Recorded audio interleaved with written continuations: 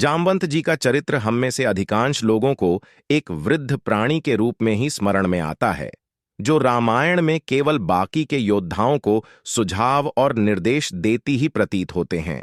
यह अवश्य सत्य है कि रामायण काल के आते आते विशेष रूप से श्री राम के समय अत्यंत वृद्ध हो चुके थे, परंतु इसका अर्थ यह नहीं कि रामायण के बाकी शेष योद्धाओं में से किसी प्रकार भी कम थे। उनका बल और पराक्रम ऐसा था कि अच्छे अच्छे महारथी योद्धाओं को भी धराशायी कर सकते थे। यह बात कम ही लोगों को झांत है। एक समय जामवंत जी रावण और उसके पुत्र मेघनाथ से भी भिड़ गए थे, और उस भिड़ंत का जो परिणाम निकला था उसे सुन आप भी चकित रह जाएंगे। चलिए विस्तार से जानते हैं उन दो घटनाओं के बारे में। आगे बढ़ने से पहले संक्षिप्त में जामवंत जी का इतिहास जानना बहुत आवश्यक है। वाल्मीकि रामायण के बालकांड सर्ग 17 के अनुसार भगवान विष्णु को श्री राम के रूप में अवतरित होते देख ब्रह्मा जी ने सब देवताओं से कहा कि भगवान विष्णु की सहायता के लिए तुम लोग भी शक्तिशाली वानरों को नाग कन्याओं, अप्सराओं, गंधर्व से उत्पन्न करो। ब्रह्मा जी कहते हैं कि मैंने पहले भालुमय श्रेष्ठ जामवंत नामक रीछ को पैदा किया था। जमुहाई लेते समय मेरे मुंह से सहसा निकल पड़ा था। रामायण के अनुसार उनका जन्म उस समय हुआ था जब कोई ब्रह्मांड उस समय नहीं था, और श्री राम के काल तक उनकी आयु 6 मनवंतर थी। जब भगवान विष्णु ने वामन अवतार लिया था उस समय जामवंत बहुत शक्तिशाली और पराक्रमी थे। जब भगवान वाम ने 3 पग में तीनों लोकों को अपने वश में कर लिया था तो उस समय जामवंत जी ने यह समाचार सबको देने के लिए सर्वत्र तीनों लोकों की यात्रा की, और 3 क्षण के भीतर ही तीनों लोकों की 18 बार यात्रा की।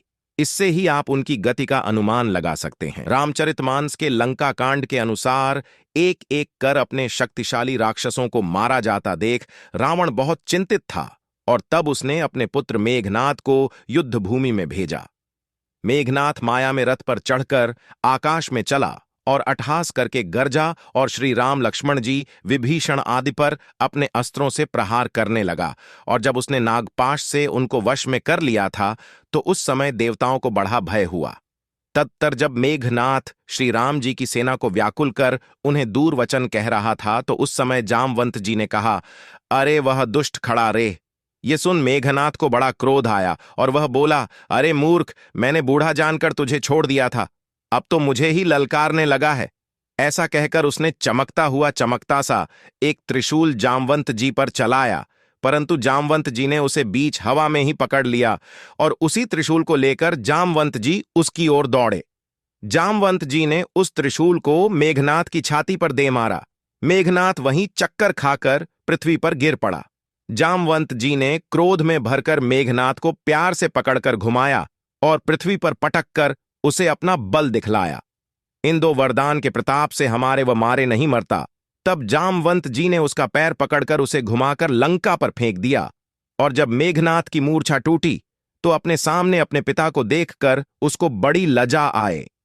रामचरितमानस के लंका कांड के अनुसार रावण का वानरों और रीछों की सेना के साथ भीषण युद्ध चल रहा था।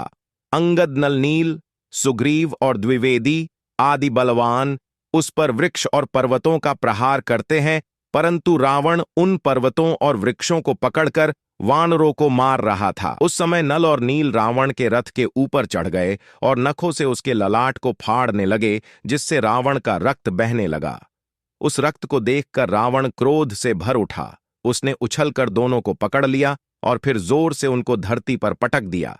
फिर रावण ने क्रोध करके हाथों में 10 धनुष लिए और वानरों को बाणों से मार मार कर घायल करने लगा।